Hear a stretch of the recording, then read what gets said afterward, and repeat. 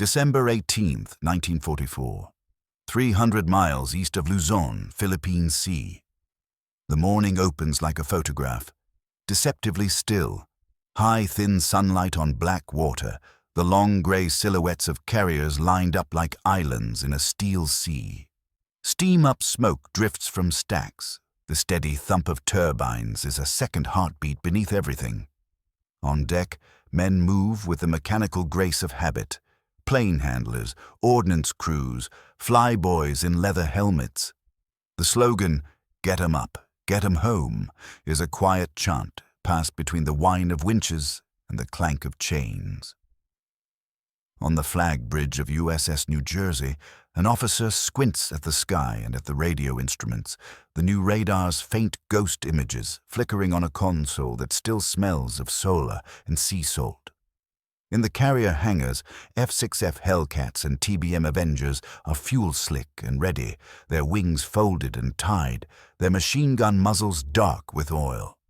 Pilots toast coffee and wipe frost from goggles. They laugh at the cold and tell one another stories of the Philippines, of rice paddies and tiny planes that take off like arguments. Somewhere below decks, a signalman tapes a message into the ship's stack of reports. Weather improving. Continue operations. Admiral William Halsey, Jr., known to his sailors as Bull, rides high in the Third Fleet's confidence, an icon in brass and leather who wears his command like a cape. The carriers of Task Force 38 are his orchestra, and for days they have been playing the dangerous, precise symphony of carrier warfare. Launch, strike, recover, refuel, repeat. The strikes on Luzon's airfields have been hard, the pilots exhausted, but the grind of war demands encore after encore. Refueling is the visible ritual of that grind. Destroyers and fleet oilers come alongside carriers, hoses are passed, lines stretched taut like the strings of a drawn harp. Men on deck shout over the wind and the splash of hose couplings. Sailors brace against each other and pray that the sea will stay civil for the minutes it takes to take on life itself. Fuel. Lieutenant Commander James O'Malley stands on the flight deck of USS Cowpens, the carrier's steel trembling under his boots. He is 32, hands calloused, eyes like a man who remembers the engine room and would rather be there. Around him, the hangar crew lash fuel drums that smell of kerosene and what keeps ships alive. O'Malley checks the lashings twice, 3 times. He watches a Hellcat being rolled toward the bow for launch. Its pilot, a lanky kid named Martinez, fingers the throttle with the reverence of someone about to light a holy candle. The cat's propeller spins like a watchful eye. The radios begin to carry hints. Not yet orders, just notations. A recon plane reporting swell lines to the west, a weather balloon blown off trajectory, a barometer reading that slips lower than expected. The fleet's meteorological network in the Pacific is a patchwork of instruments and human interpretation. A forecast is a suggestion, not a law. Radios scratch and surgeons of language try to stick them into meaning. Pressure falling, someone says. Wind north-northwest. Another man laughs it off as a passing squall. Men are, after all, sailors. They speak to the sea in the tongues that make sense to them: respect, mockery, command. By late afternoon, the sea has changed its face. Ridges of water stack like black teeth under wind. Spray begins to spit across the flight decks, turning the painted lines into quicksilver. In the ready rooms and chart houses, the maps have more ink than conversation. A voice on the carrier's net, calm, measured, pulls everyone's eyes to the radio. Recon reports the storm closing. The phrase is a small pin that sets off a chain of attention. Pilots check altimeters, line handlers double their knots, captains glance at one another with the knowledge that maneuvers will have to tighten and that the simple act of refueling will become the most dangerous work they do. On the bridge of USS Cowpens, Captain Harold M. Stassen, fictional composite for immersion, watches the horizon with a pair of binoculars and tastes metal in his mouth. In the chart room, the barograph needle creeps like a hand across an accusing face. The carrier's skipper is not a man who panics. He's a man who counts. Fuel, planes, men, distance to shelter. He scribbles numbers on a pad that will be lost to the sea or kept in a drawer for a court of inquiry. Under his breath, he recites the names of ships passing astern and the weather patterns they might meet. All stations, prepare to secure flight deck, he orders, but the deck still carries 9 planes waiting to launch, and the message to recover the combat air patrol is slow to come in because the skies are suddenly a maze of turbulence. Pilots who had been sent to shadow Japanese convoys are now turning toward the carriers, their radio calls thin. Some come back with tales of barometer readings that fall like doors opening into a darker room. An ensign named Frank Reynolds, who flew a Corsair that afternoon, remembers the first gust that lifted his plane's tail when he tried to catch the wire. It was like the sea decided to pick up and swing us like toys, he would later tell a medical officer, but not today. Today he knots his scarf and steels himself for the landing. The arresting gear hums and groans as if in warning. Below, in the fuel bunkers, stokers and oil handlers wrestle with pumps, chain, and canvas. Salt water creeps into places it should not, shorting radios, stinging eyes, making handholds slick. Overhead, the sky has gone the color of an old bruise. The wind is not yet a monster, but it tastes of what a monster would be. Pilots strap in with one eye on the instruments and one eye on the horizon that now seems to approach with impatient intent. There is a strange, brittle quality to the air, a tension as if the ocean itself were taking a long breath. Men light cigarettes, hands shaking with adrenaline that they do not yet name. Ships begin to alter course in minor, then major degrees. Zig, then zag, then a turn that will later be called an error of judgment. Messages cross the net, recommend dispersal, hold course, fueling continuing. The harmony that has kept a fleet moving, command, supply, daring, starts to splinter into a chorus of competing necessities. On the fantail of an oiler, petty officer, second class. Raymond Ray Hughes watches a destroyer roll and the sea take its stern in a clean, jealous sweep. He tightens a line and curses because lines are the only things between a crew and the water when the water chooses to be a wall. A young signalman falls and scrapes his elbow, a boatswain's mate yells and then laughs, an edge of hysteria sound, thin as wire. Each man carries an image that belongs only to him. Home, a child, the last letter from a woman with ink on her fingers. They hold those images like offerings as the weather writes its first heavy lines across their decks. The last light that day is a blade. The men on flight deck lash planes with double and triple straps, chain and pad, each knot a prayer. In the ready room, officers refile reports and inventories, counting 65, 72, 89 aircraft across hangar decks and flight decks. Numbers that mean everything and nothing. The ship groans suddenly, a sound that's not entirely mechanical. It carries a note of warning. Somewhere astern, a destroyer's whistle screams a strident warning to any who might be listening. The world narrows to 3 things: ship, sea, sky, and then the wind turns, not with a whisper, but with a verdict. It is sudden, enormous, a hand that slaps the sea into ridges and the men into motion. The first planes that had still been lightly lashed in the hangar rise and slither like startled birds against their tie-downs. Chains begin to snap. On the bridge, the captain shouts orders that the howling wind steals.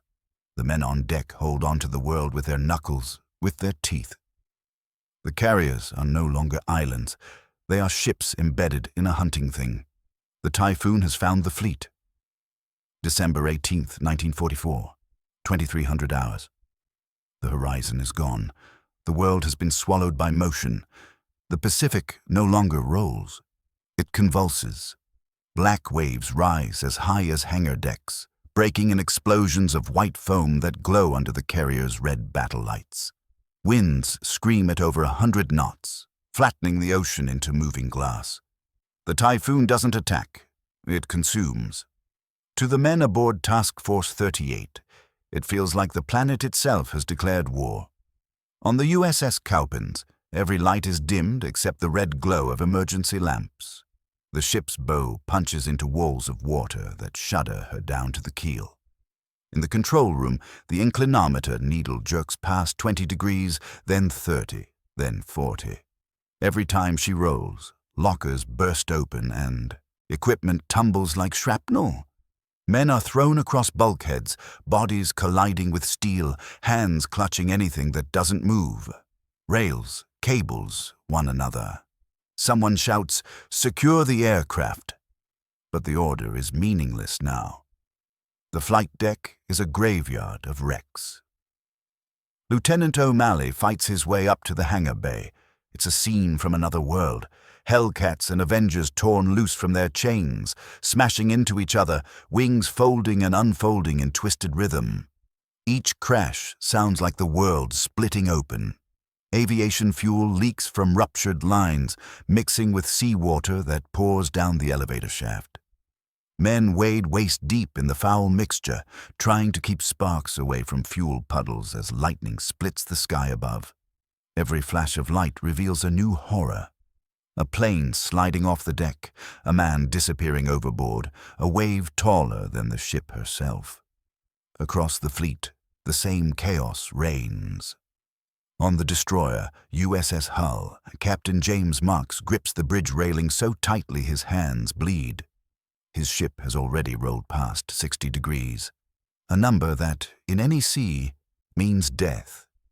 His engineers fight to pump out the ballast tanks, but there's no counter to the Typhoon's fury. "Hold her steady," Marks screams, voice cracking. A moment later, the hull lurches to starboard, rolling past 70 degrees. Plates buckle, a deck gun shears loose and skids across the bow like a meteor. "Abandon ship," comes the last command. But it's too late. The sea folds her in half and she's gone in less than 2 minutes.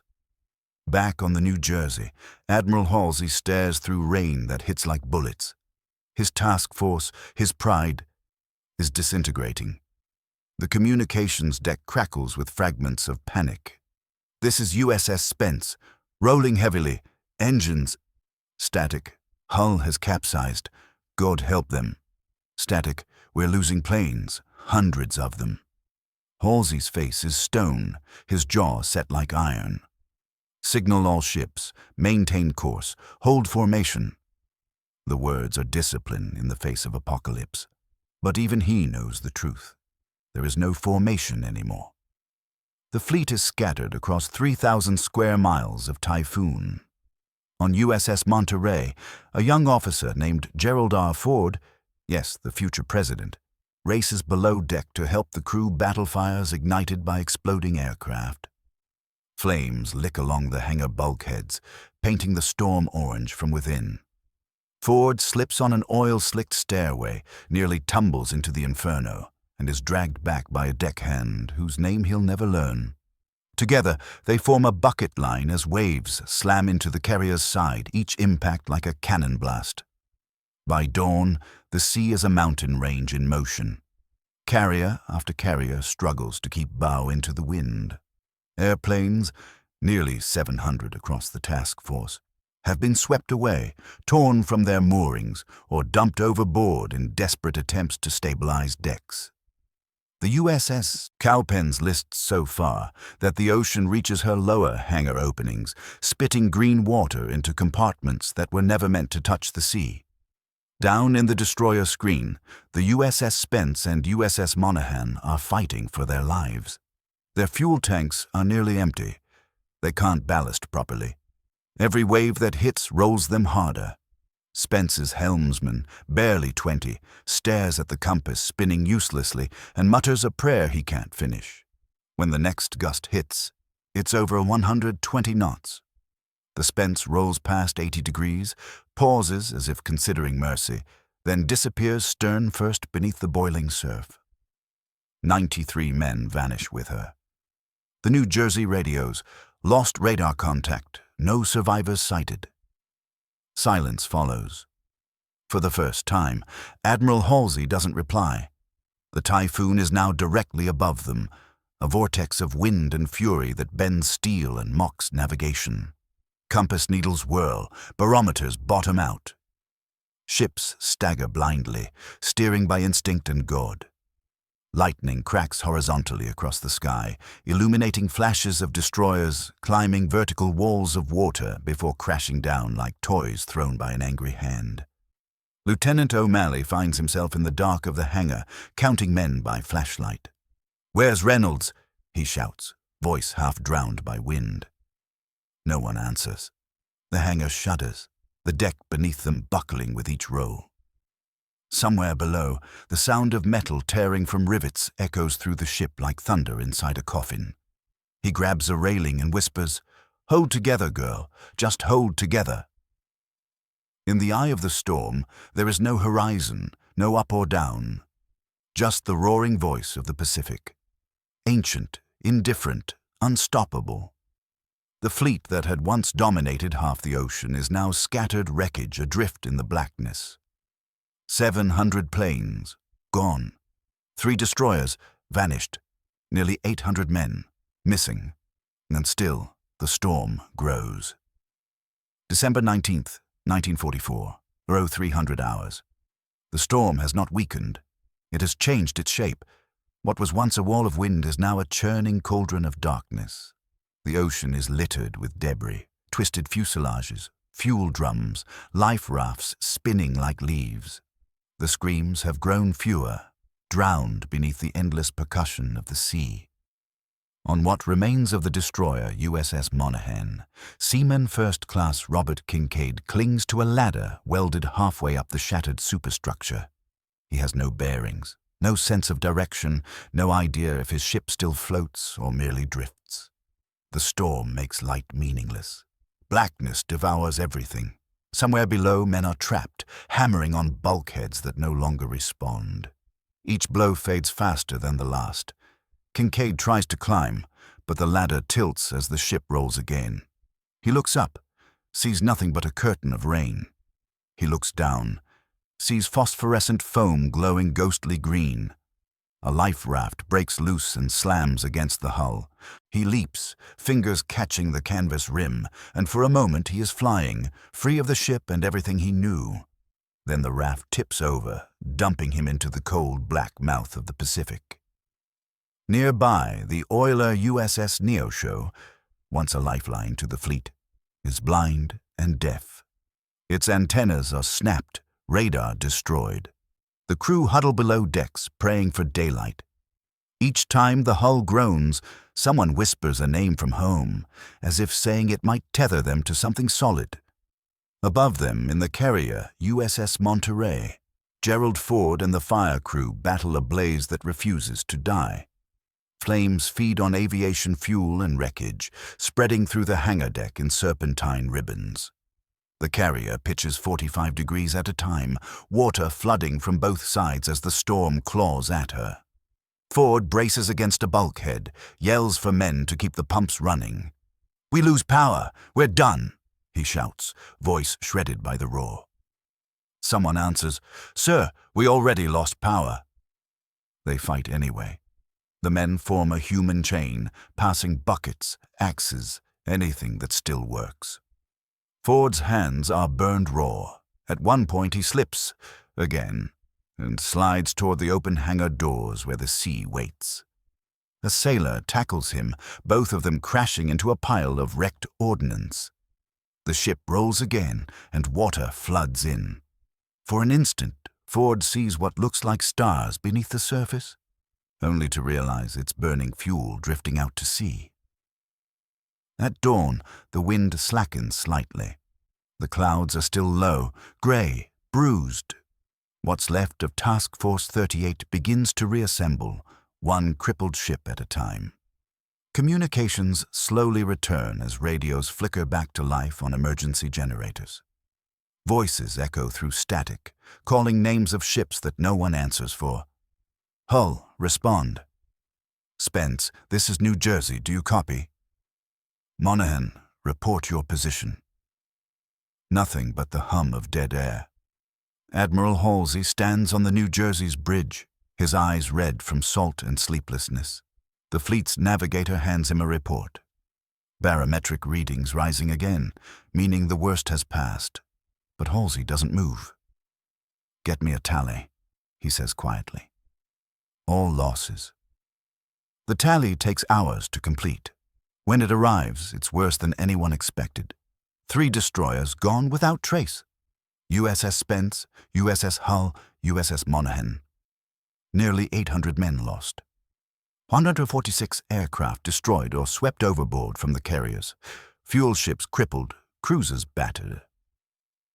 Halsey reads the numbers once, then once more, as if repetition might make them smaller. He doesn't speak for a long time. Finally, he says, "Signal to all ships, search and rescue operations immediately." By mid-morning, the rain has eased into a steady drizzle. Destroyers that survived begin combing the wreck-strewn waters. Lookouts scan the horizon with binoculars, calling out anything that moves. Life rafts dot the sea like pale seeds. Some overturned, others half-sunk. The men in them are ghosts. Silent, shivering, their skin raw from salt. Aboard the destroyer, USS Tabberer, Captain Henry L. Plage ignores official orders to rejoin the fleet and instead turns his ship into the wind, beginning an unauthorized rescue mission. The Tabberer's crew pulls men from the water for hours, oil-soaked, delirious survivors who can barely speak. "Hull, I was on the Hull," one mutters, eyes empty. Another clutches a piece of wooden decking as if it's his only proof of survival. Over the next 2 days, Tabberer and a handful of other ships rescue 83 men from the wreckage, the only survivors from the 3 destroyers lost. Each one tells the same story, how the sea rose higher than their masts, how the air itself seemed to roar, how they prayed for the storm to kill them quickly. On December 20th, the fleet finally regroups under skies that look almost innocent again. The sea is glassy, deceptive. Sunlight glints off floating debris. Bits of aircraft, lifebelts, letters, and helmets. The sailors call it the graveyard. Halsey orders a memorial service at sunset. The surviving ships line up in a rough formation, their decks cleared. Chaplains read names into the wind as the ocean swallows the words. A single bugler plays taps, his notes drifting across the still water. For a moment, the Pacific is silent, listening perhaps, or simply resting after its work. When the last note fades, Halsey turns from the rail and walks back inside. His officers glance at him, waiting for words of command or comfort. But he says nothing. Only one sentence escapes him, barely audible. They fought the enemy, and then the sea itself. December 21st, 1944. Ulithi Atoll. The surviving ships of Task Force 38 limp into harbor like ghosts returning from the dead. Paint is stripped from hulls, radar dishes twisted, flight decks torn open as if by claws. Planes that survived the storm are pitted, salt-eaten, their canopies cracked. The fleet that had once been the iron fist of Admiral Halsey's Pacific Command now looks like a wounded animal, bruised, humbled, and silent. Dock workers stare in disbelief as each vessel ties up. Word has already reached the atoll. 3 destroyers gone, hundreds of men lost, hundreds more injured. The men who step ashore move stiffly, haunted. Some still carry life jackets, though the storm is long over. Others clutch pieces of rope or twisted metal, talismans from the night they shouldn't have survived. On the battleship USS New Jersey, Admiral Halsey stands in his cabin, reviewing the first official reports. The paper trembles slightly in his hand, but not from the ship's motion, from his own exhaustion. The facts are brutal and unadorned. 3 destroyers sunk, USS Spence, USS Hull, USS Monaghan. 146 aircraft are lost or destroyed. 790 men confirmed dead or missing, 9 ships severely damaged. He sets the report down. His staff waits for orders, but he says Only, we'll convene a board of inquiry. The truth deserves light. Outside, sailors line up to lower the flags to half-mast. The ceremony is short, the silence deep. There's no music this time, only the slap of waves against battered hulls. 2 weeks later, aboard the carrier USS Cowpens, Lieutenant O'Malley walks the flight deck at dawn. The ocean is calm now, unnaturally so. The morning sun glints off the twisted remains of tie-down chains and buckled planks that still bear the scars of the storm. The air smells faintly of oil and salt, the perfume of war and survival. He pauses by a patch of scorched deck plating and rests his hand on it. "Reynolds," he murmurs. The young pilot who never came back. He doesn't know if the sea took him or if his plane slipped into the clouds. The distinction hardly matters. In the Typhoon, there was no heaven or hell, only water. O'Malley lights a cigarette, the flame quivering in the morning wind. He takes one drag, then flicks it into the sea. An offering, maybe, or a curse. In January 1945, the Court of Inquiry convenes aboard the USS Cascade at Ulithi. Officers from across the fleet file in, uniforms pressed, faces drawn. Reporters are banned. Only transcripts will tell the story later. The testimony is exhaustive and damning. Meteorologists explain how barometric readings had warned of a massive low-pressure system forming east of the Philippines. Pilots recall seeing the ocean rise into mountains. Captains recount fuel shortages that left them unable to ballast their ships properly. And above it all looms the question no one wants to ask aloud. Should Admiral Halsey have turned the fleet away? For 3 days, witnesses speak. Maps are unrolled, wind charts examined, orders read aloud. One captain, his voice trembling, says, "Sir, we thought we were fighting the Japanese. We didn't know we'd be fighting the sky." When the final gavel falls, the findings are careful, political.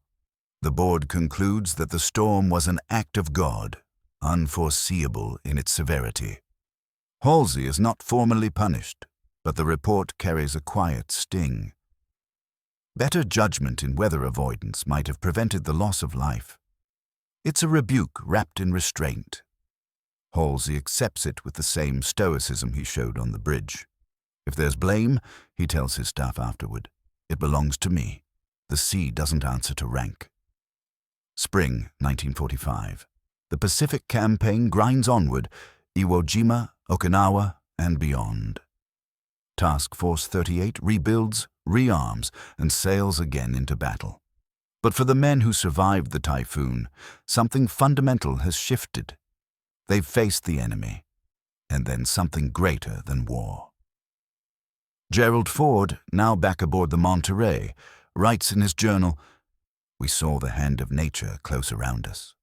We learned that courage means nothing to a storm." He would carry that memory for the rest of his life. Years later, sailors who survived the Halsey Typhoon would still dream of it. The sound of screaming wind, the sight of ships vanishing into white water, the helplessness of watching the Pacific tear apart what man believed was indestructible. In 1945, Halsey would face another typhoon, Typhoon Connie, again losing ships and men. But the first storm, the one that took 700 planes and nearly 1,000 souls, would forever mark the day the U.S. Navy met its most formidable adversary, the ocean itself. The Pacific that December was not cruel. It was simply itself, vast, ancient, indifferent. And on that day, even the most powerful fleet on Earth learned humility. The day 700 planes vanished over the Pacific, not by enemy fire, not by sabotage, but by the unrelenting hand of nature, the sea reclaiming its dominion.